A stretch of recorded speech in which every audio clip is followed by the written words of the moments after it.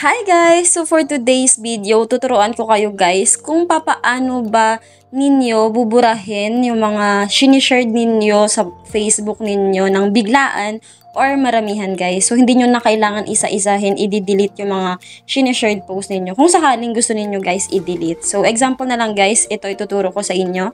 Pumunta lang kayo sa inyong Facebook. Ayan, tapos pumunta ka dun sa profile mo sa gilid. Pindutin mo yung profile mo, tapos pag nandyan ka na guys, pindutin mo yung 3 dots. Ayan. Tapos, pindutin mo guys yung activity log. Ayan. Tapos, pag nandyan ka na guys, pindutin mo yung public post. Ayan. Click mo lang yan. Tapos, yung magsisilabasan dito guys, dito magsisilabasan lahat ng mga sinishared mo sa Facebook. Ayan. So, kung gusto mo magbura, hindi mo na kailangan isa-isahin. Ayan. So, example guys, ito, ganyan, mga shared post ko yan. Click mo lang yan guys kung gaano kadami or kung alin dyan yung mga gusto mong i-delete. Ayan.